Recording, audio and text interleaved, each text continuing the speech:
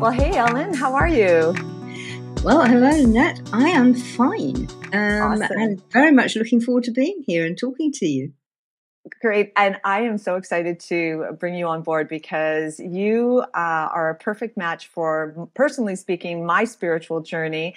But I definitely want to share some of your great insights and wisdom with my audience. So we met just, I guess, through a friend who had been listening to my podcast, suggested that I reach out to you and create a podcast with you.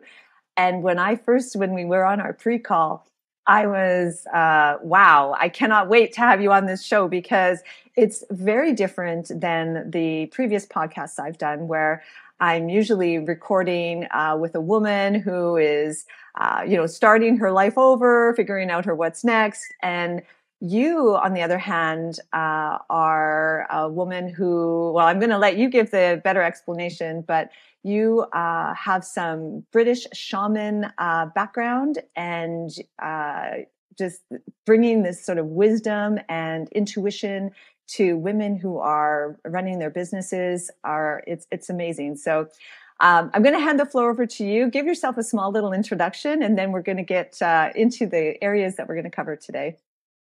Well, hello, everybody. I am just so pleased to be here. And who am I? Well, my name is Elen Sentier, and I'm a sort of a woman of a certain age, which is nice. And I was born in a place called Dartmoor a place called Dartmoor in southwest Britain, which is the bit that looks like a toe. When you look at the map, it's the bit that sticks off at the end of the boot. So it's down there. And because I know not everybody's from here. And I grew up there for a while, and I grew up later on the other moor of that part, which is called Exmoor. And my parents have been practicing the old magic ways of Britain all their lives, and their parents before them. We do have an indigenous culture here, but we've had to keep our heads down for at least 2,000 years, so we're really good at blending in. So you don't necessarily know we're here. But I'm absolutely full of magic. And I will say one more thing. I'm an absolute badass. I really am. I love it. So you are, let me just sort of paraphrase what you just said there. Your mother's mother was a witch from the Isle of Man, and your father was a Cypherweed? How do I say that? Kivarowis. Sorry, this is the old British language, not the BBC language you're used to. It's Kivarowis, and it means storyteller. And he was also what we call a cunning man, which is a wise man, a wise woman, in the old magic ways. And his parents before him, going back as far as you want to go, really. I know, it's amazing. So you talk a lot about how they sort of taught you the old British ways. And when we were on our pre-call, I imagined you as this little girl, running through the meadows, learning all these different ways of, your ancestors. And I just thought, wow, what so amazing. So tell us a little bit about the old British ways. What exactly does that mean? And being a witch or a storyteller or even a shaman, just so that we can give a little bit of a background to my listeners first. Well, a witch is a derivation of a wise woman or a wise person because it's not really gender specific or wasn't originally. A shaman translates as one who knows. It's a Siberian Tungus word, and it means one who knows, which is the same sort of thing, a wise person. And, what was the other thing you asked me? My brain's gone. No, that's good. No, like, what does it mean to, really, what are the old British ways? Yeah. Well, we are part of everything, and we know this.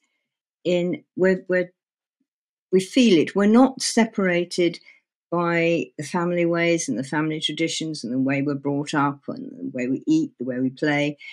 we're not separated from nature. It's, you go out and, well, be careful of that worm. Don't go treading on him. And, well, that spider's actually catching some of the flies for us. And at the moment, we're okay. But if we're going to hoover around there, then we're going to say, spider, I'm sorry, I need to clean up a bit. Can you just move on? And, it's going to sound seriously woo-woo to everybody because you relate completely to everything. It's not just a human being that you speak to. I mean, many people, and they may not always talk about it, many people, they have their animals that live with them and they will talk to them. But a friend of mine did a little podcast on it a while ago. She said, do you mean we talk to cows? And she was bringing out the same sort of thing. Why not? Why not, indeed?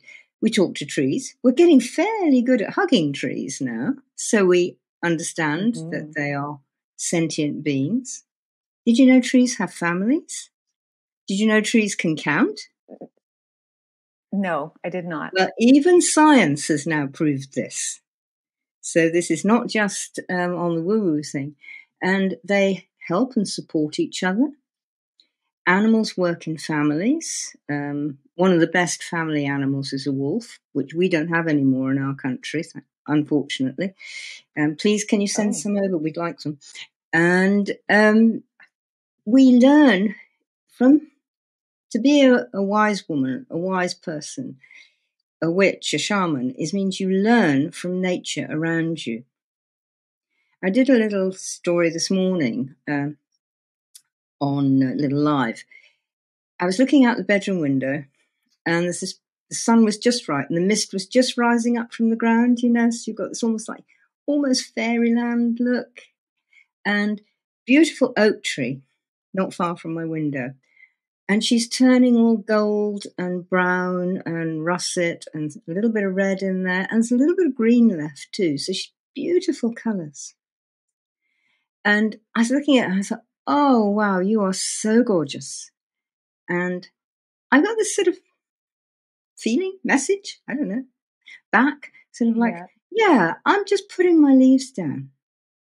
I've done them. I've used my leaves all summer.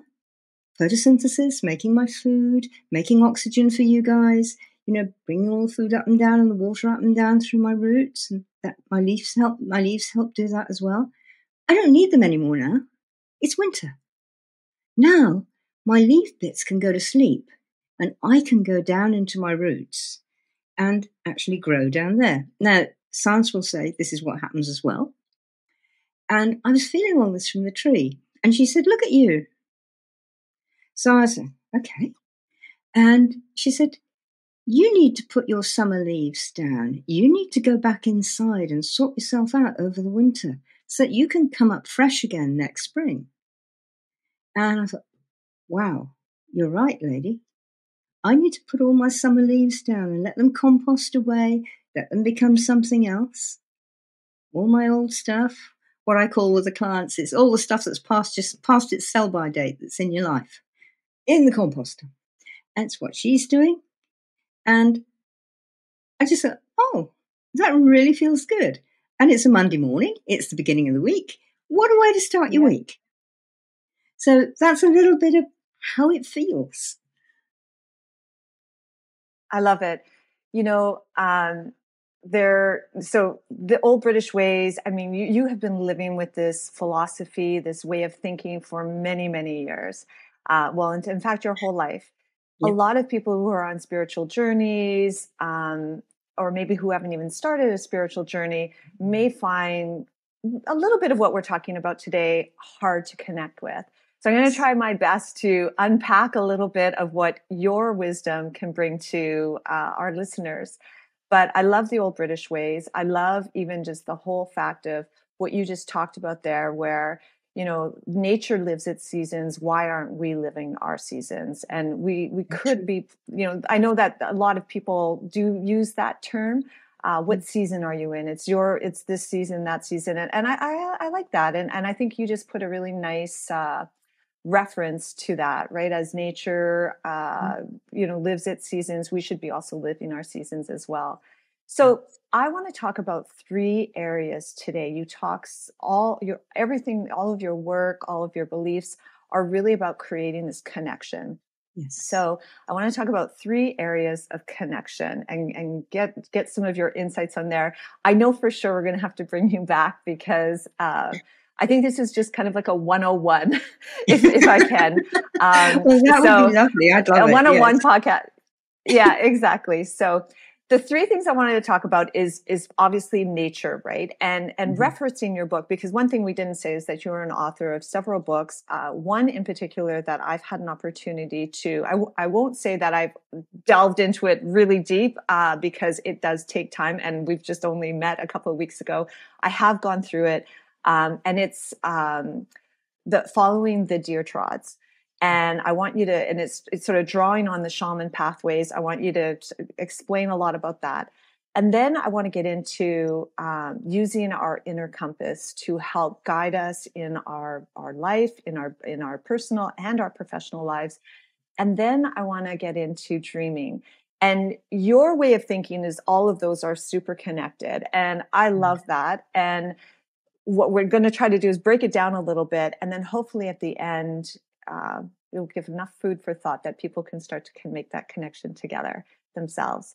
So let's start first with Following the Deer Trods, your book, some of the key messages in there, and why sort of nature. Why is it important to connect with nature?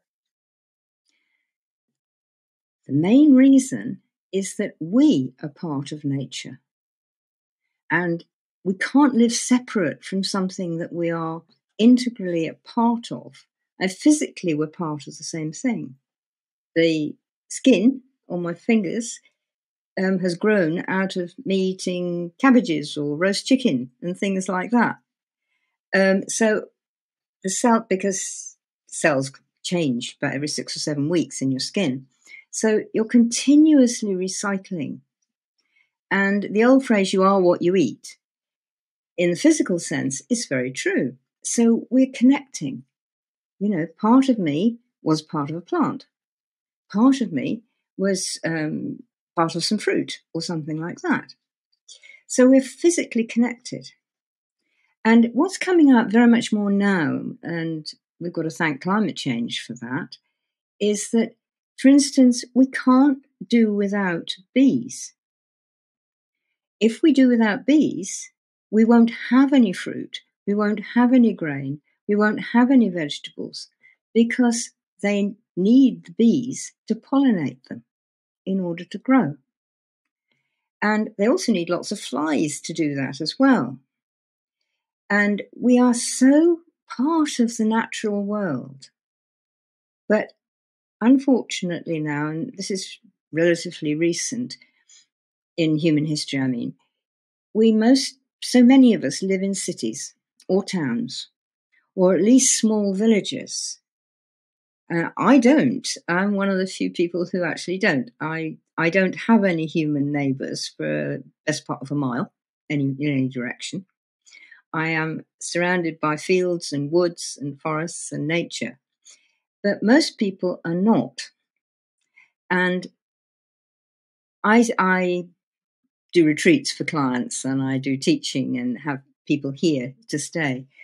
And they get really worried because you can go out in places here very easily, in about 2 or 3 miles away. And you can go into this valley, for instance, and there is no sound, no human sound, no traffic, no aeroplanes, no engines.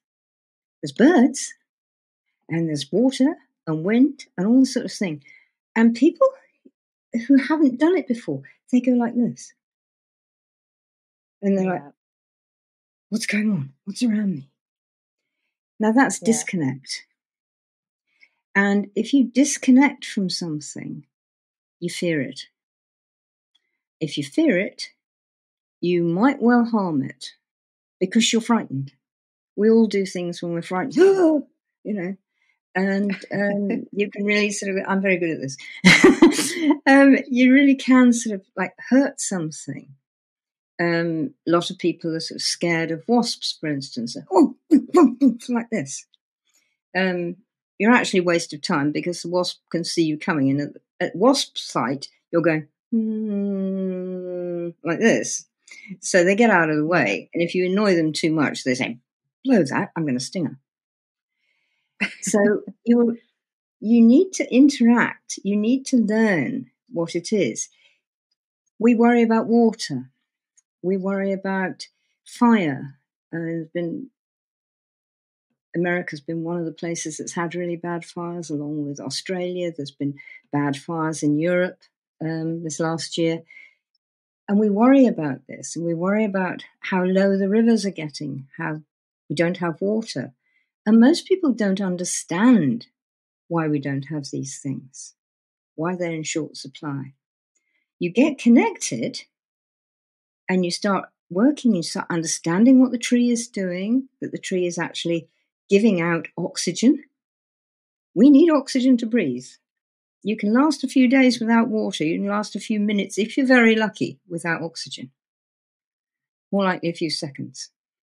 So we need this in order to live. When you connect to something, then you care about it.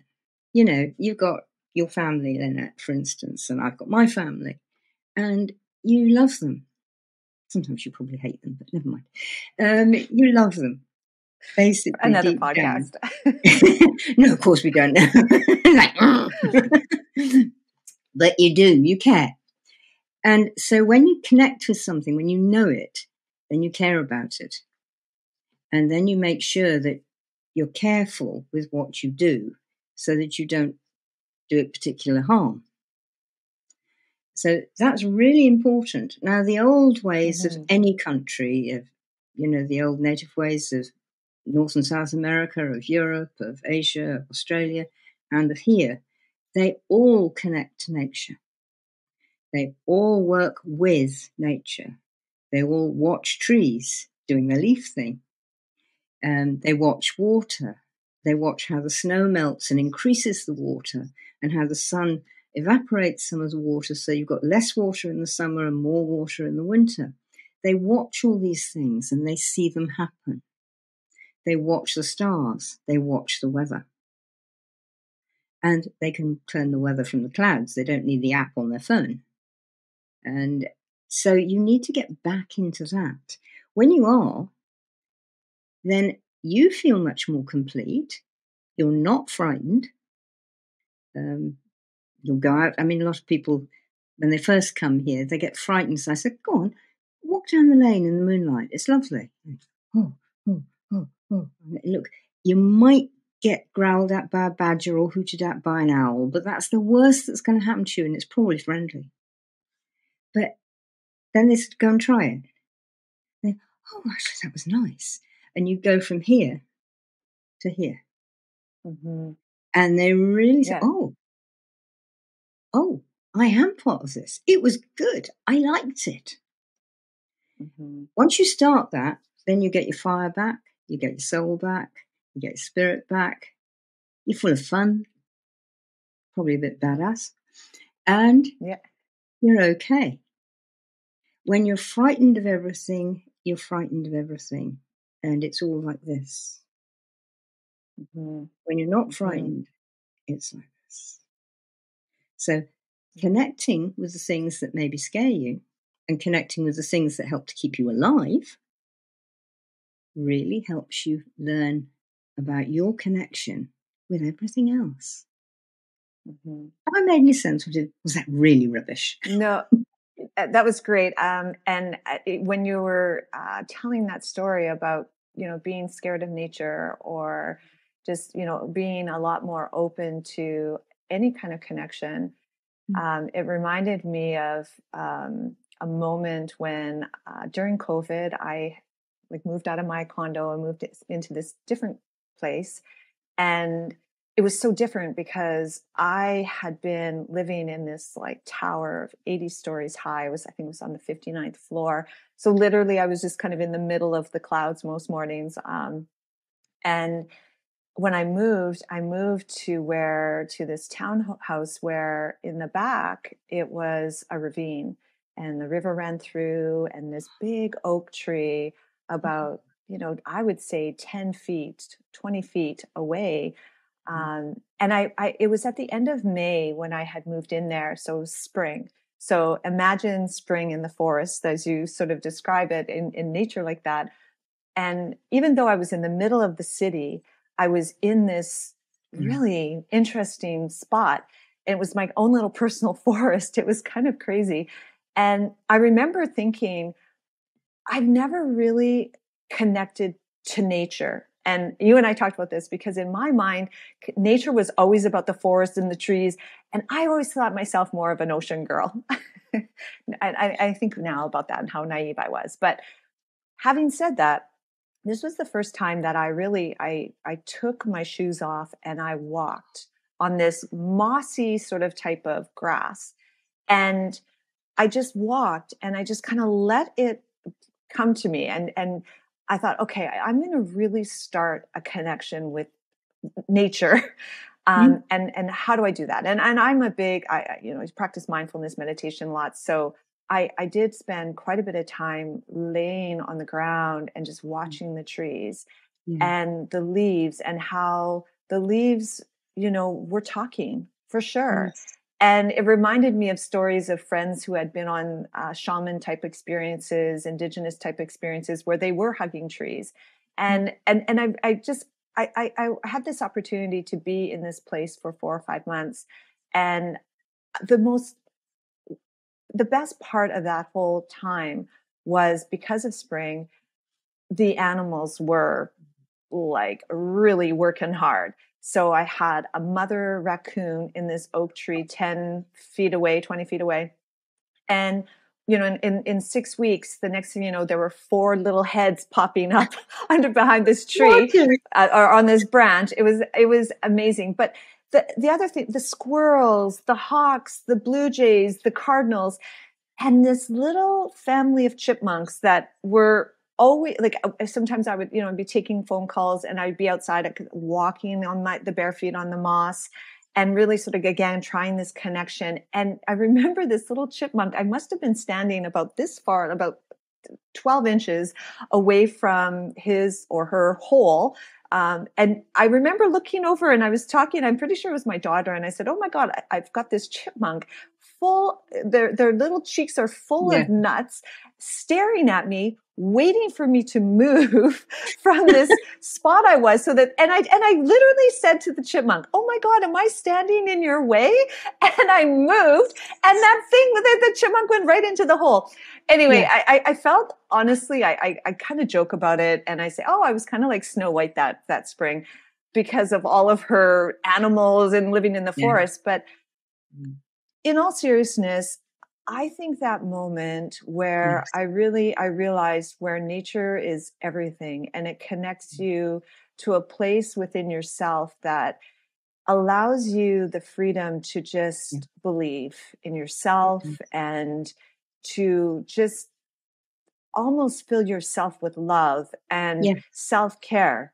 And it was just such an amazing time because I really, how often do you ever get that opportunity to disconnect like that, connect to something that is so beyond yourself and also do some planning for yourself for your future. And then that's exactly what ended up happening. And I ended up creating a whole bunch of stuff because of that moment. But so no, that was not crazy. I felt like I totally related to everything you said there. So, and are you talking to the chipmunk? And you I actually know. feeling, well, you did it because you felt that he or she was sitting there going, what's that human going to do now? Sitting, how they just sit there and have this big... Can I get out of my hole? Is it okay? What? And you got all of that coming back to you and you noticed it. Yeah. And that's what connecting is. And like you said, it connected you back to you. Yeah. The part of you that one that I use with my clients is we lock bits of ourselves away and we think, no, we don't want that. And most people have seen, some of the Harry Potter films and probably the first one.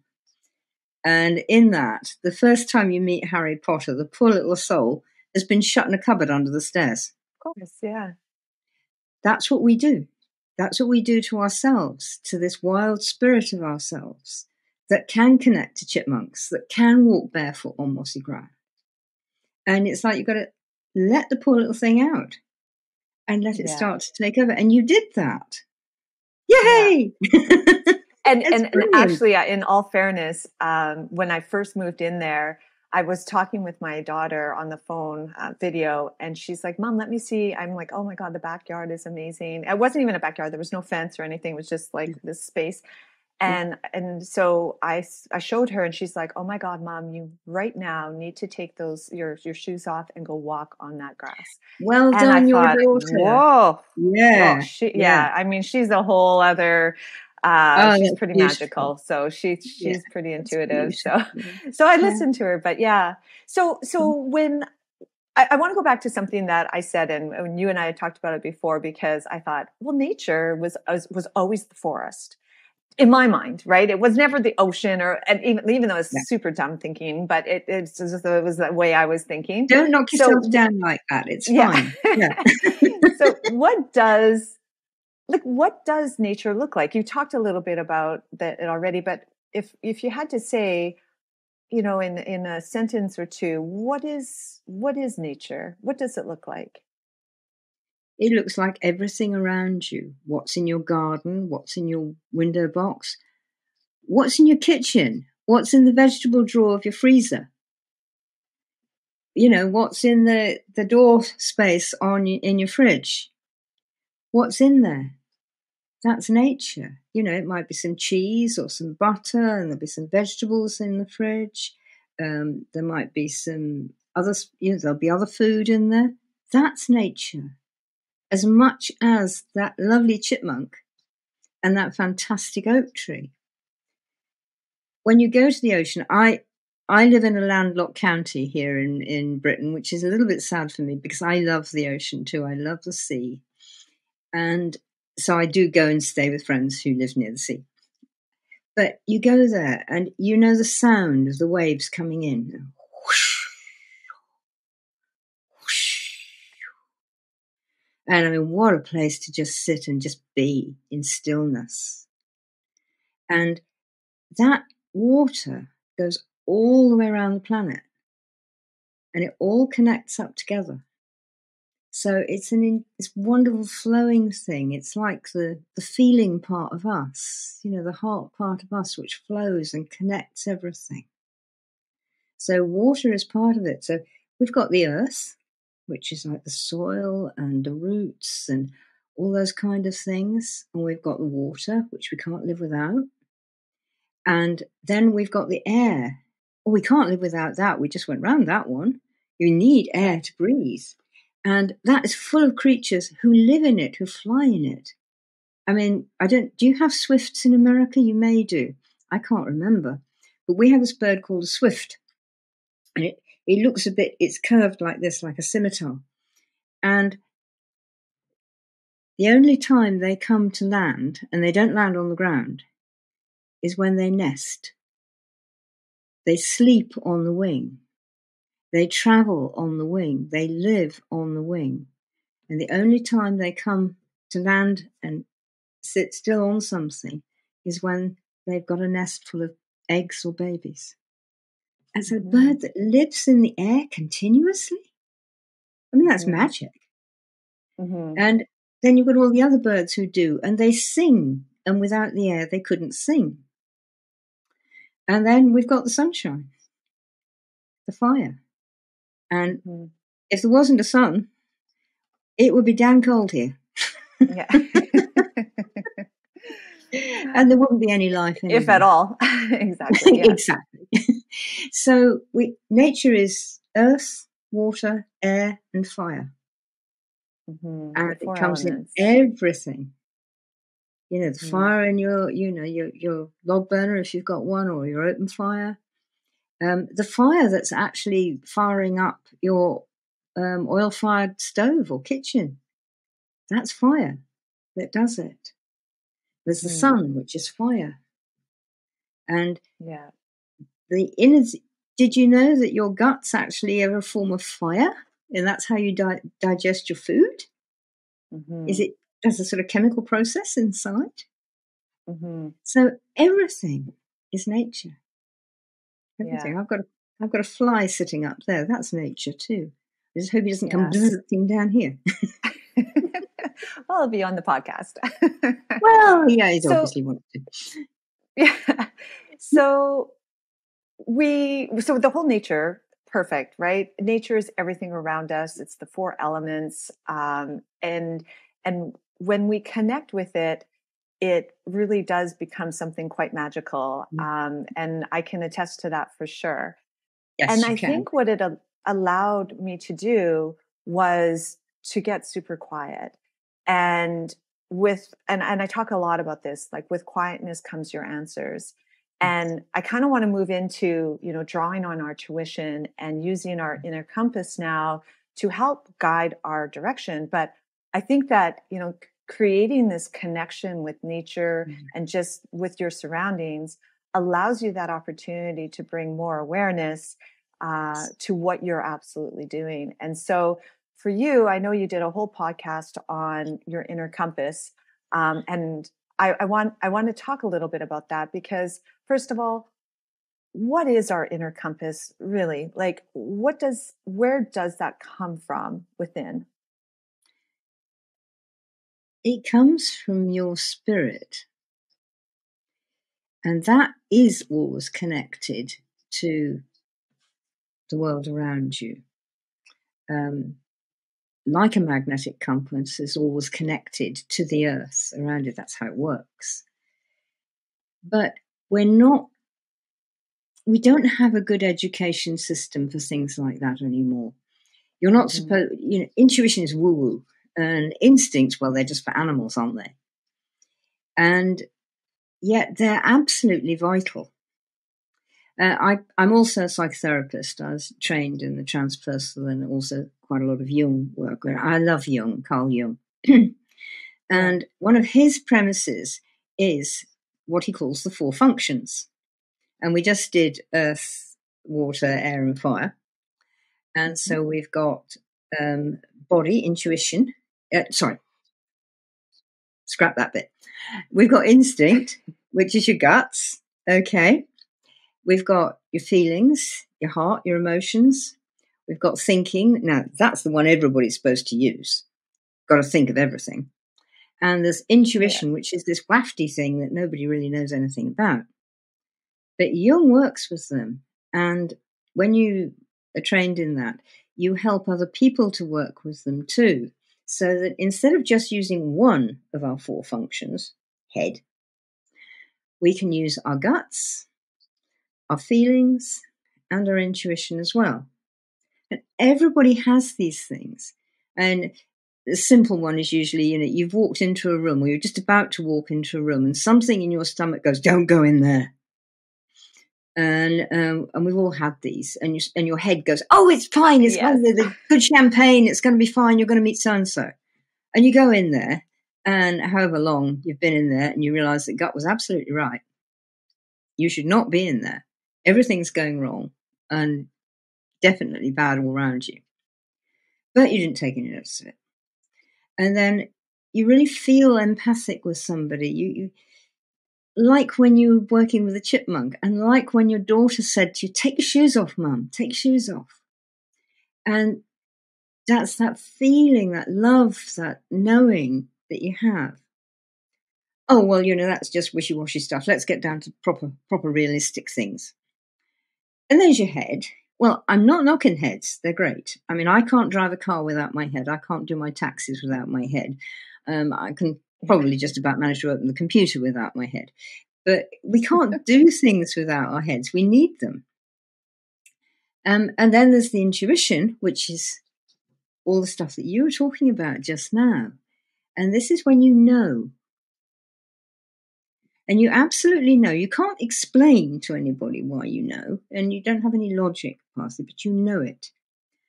And your inner compass is a combination of the gut, which is connected to the earth and knows very well, and the intuition, which in our old ways we would say would be connected to the sun, to the sky, to the heavens, and knows all the outer things. So you're connected to all the inner things through your gut and all the outer things through your intuition.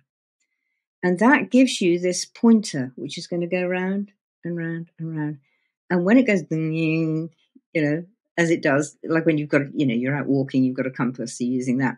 And right, that's north, so I need to go that way. So you can find your way.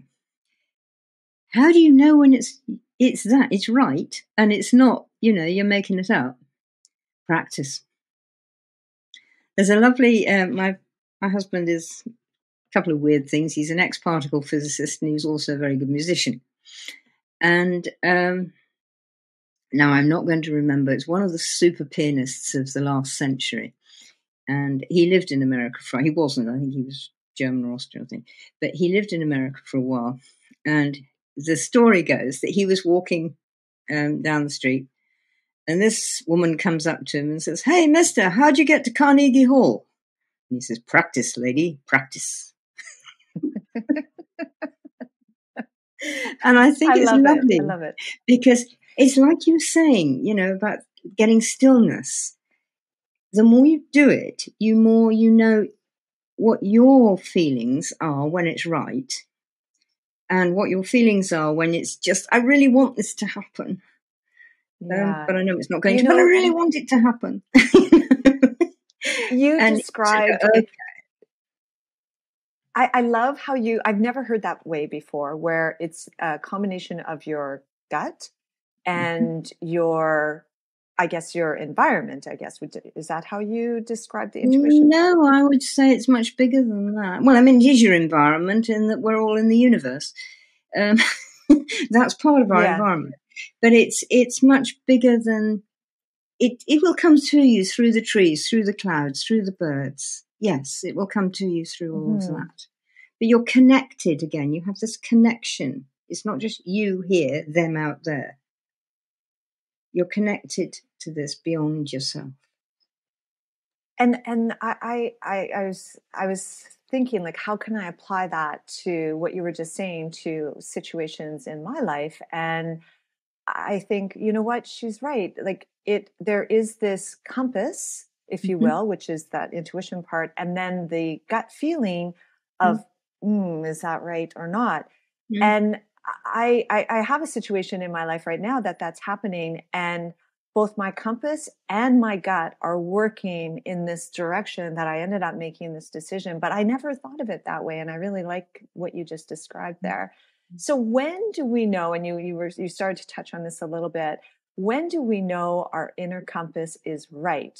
And when it may be our ego trying to sabotage something. And by ego, it could be anything. It could be, well, you know, you're not really deserving of that, or that's kind of risky, Lynette. I don't know if I want to go there. So I really do want to go there because it's risky.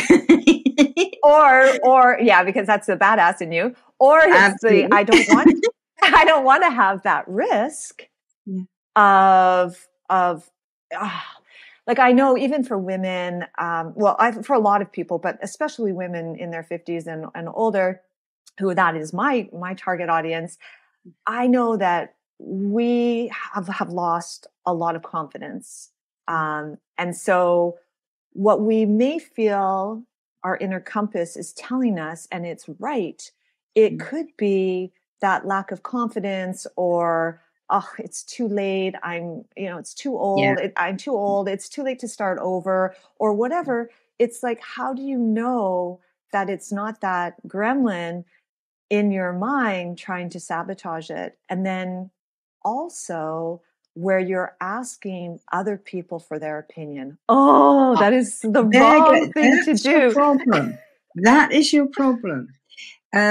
We ask far too much for other people's opinion, and there is a strong need for approval and an authority. Oh, I can do that because there's just been a research paper on the TV that says I can eat that.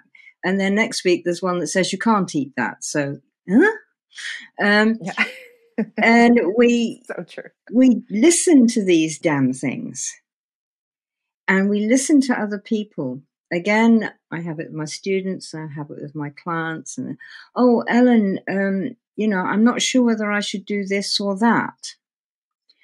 And, I'll be in a session with them and they sort of say, and they're wanting me to say, do that.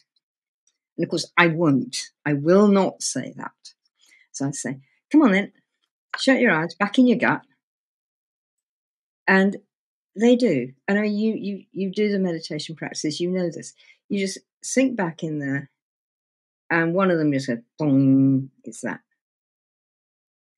And they'll come out and they'll sort of say, it's so-and-so. I said, well, you didn't need me then, did you?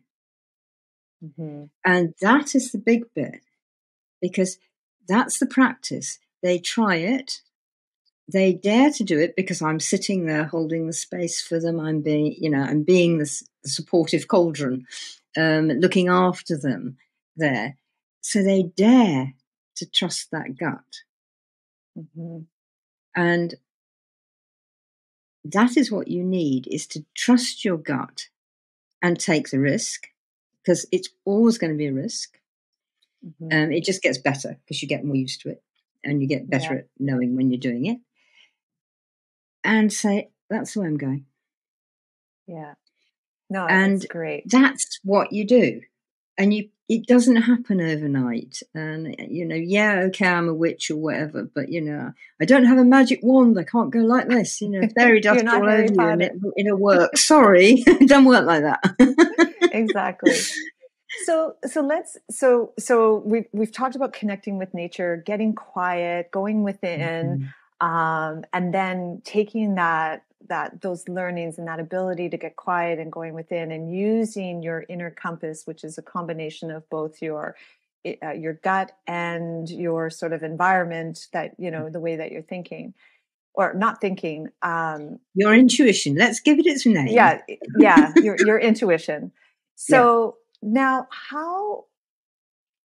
so one other thing that you do, you do a lot of work around our dreams and I do. why we dream.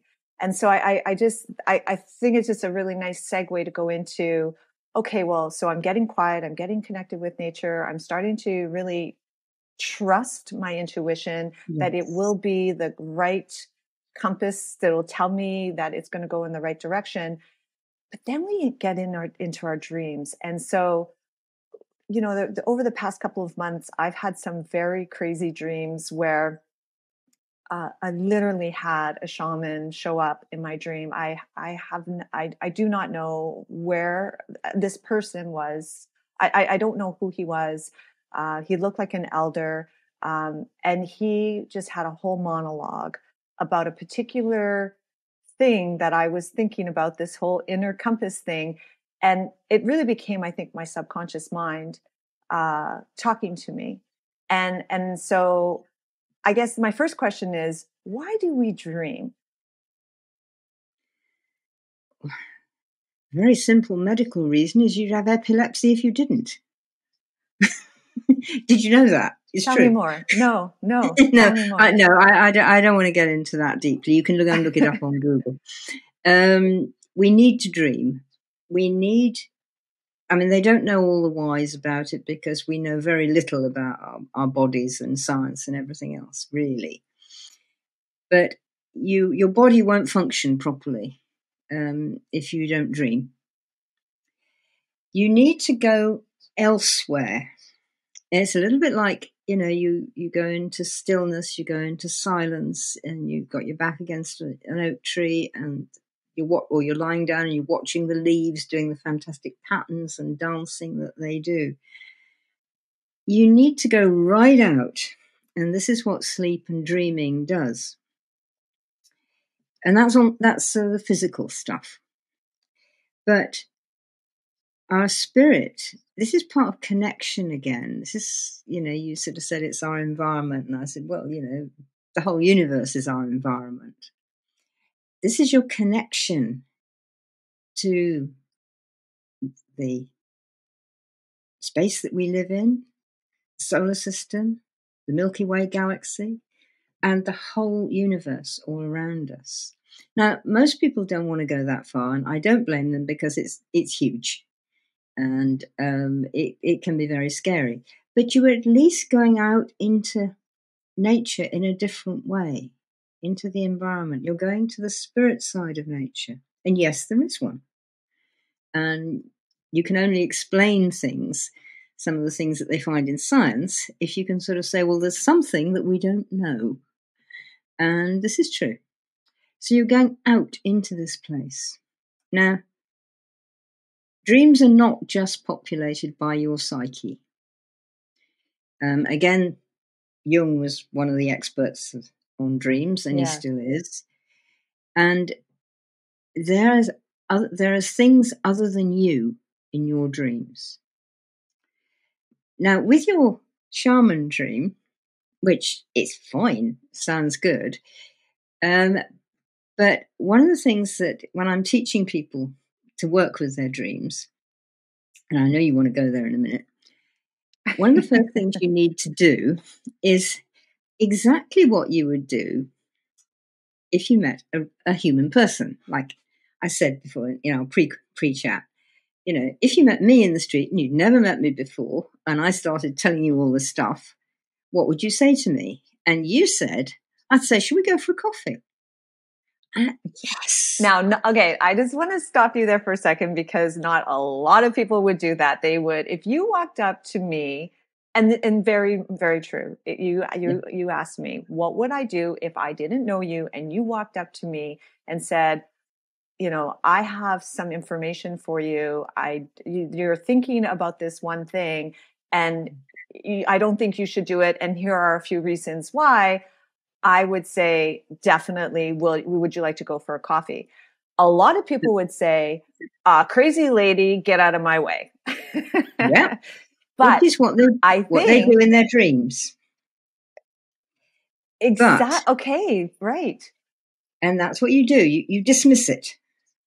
Crazy lady. She's probably got cats. She has. She's obviously a crazy cat lady.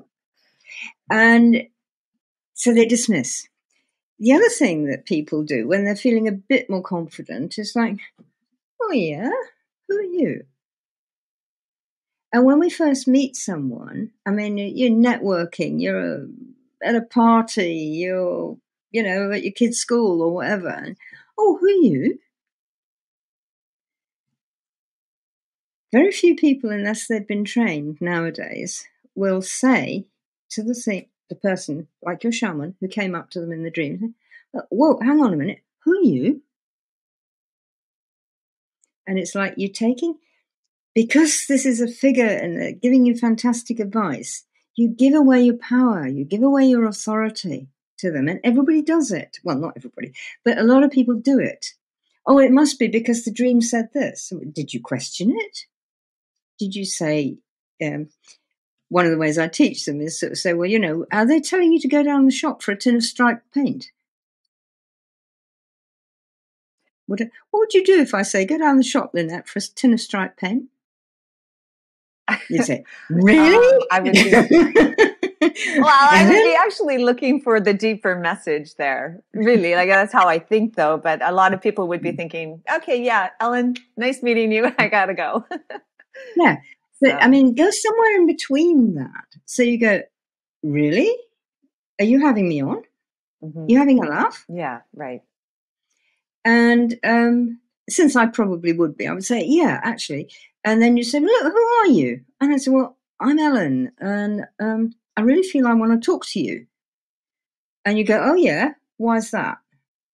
And so you start this dialogue as you would with a real person. And this is, what Jung teaches. This is what all of us teach in this way. This is what you were taught in the old witch ways, because we were taught how to dream. Somebody's going to come up to you in your dream and they're going to sort of say, well, let's go and play in this marsh. And you go, how deep is it? Really? Is this a good idea? Do we want to do this? What's the point? And you treat it just as you would in everyday life. Now, I would love if you would, as I'm sure this guy's going to come back now we've been talking about him. If next time you see him, you say, whoa, let's just sit down for a minute, have a coffee. And now you tell me, who are you? And the next question after that is, And what have you got for me? What's this? Have you got Mm-hmm. gifts for me? Have you got some good for me? And you start questioning, you start asking. Now, again, this is from the old witch stuff again. You get loads of respect from all the fair folk, all the whatever you want to call them, if you start questioning, because they think, oh, this one's clued up. This one's not all wah-wah and ooh, Yeah, fluffy and pink and she's beautiful not a and pushover. fairy wings, This one's got brain. And okay, Yeah. we'll talk to this one. So So you what need to you're show who you saying, are. right? So what you're saying is, in your dreams, find a way to start questioning what's happening in the Yeah. dream, and it's I so our pre-call was a few weeks ago, and so I've had an opportunity to delve deeper into your areas of expertise, and I never really thought about dreams a lot, and so I've spent a ton of time listening to some podcasts. Starting dream journals is one Yeah. opportunity to start really understanding your dreams, but to be able to set, and you said this, set the intention before you go to bed. And I literally have been talking to my angels since I was 5 years old. I can't even tell you where I learned that. It was just something that I did. And as I've gotten older, I've realized I wish I would have carried that and learned and got delved deeper into that. I've always just continued to talk to my angels. And so every night is an angel conversation. But now I'm setting much more intention since speaking with you around, if I do dream tonight, let me be inquisitive. Let me be more curious. Let me Yeah. ask some questions, because I almost feel in a lot of the cases of these dreams I've had, I can't speak, or if I can speak, I can't hear. And I did have a dream that was related to this shaman, Yeah. and more around just the problem I'm trying to solve. And it was this person, and I remember him in my dream, and we were having a dialogue, but I couldn't hear what we were talking about. But there was a significance, I think, in the reason why he was in my dream. But so I think that's just, now that I'm setting much more intention before I go to bed, I'm trying to because you say you can ask questions Yes. in your dream, but yeah, how? Whew, yeah, I'm just learning, and I'm challenging myself to go to that next level in that area. So. And that's absolutely brilliant. And yes, and I think, like you talking to your angels, I think it's there in all people. It's just that it gets squashed. Maybe it was there when you were little, and then it was like squashed out of you. Where you're too old for that now. Stop making things up. All this kind of stuff that we can get from all around. But yes, you can learn. It, I, even like being brought up in it. There were lots of other people in the village who were also magical people who'd always followed the old ways. And so we kids were passed around them. I'll go down and talk to Granny Smith. She'll tell you about so-and-so, and I'll go and play with her because she'll tell you. And so the older elders would tell you. And I'd go out with Uncle Jack in the woods. He looked after woods.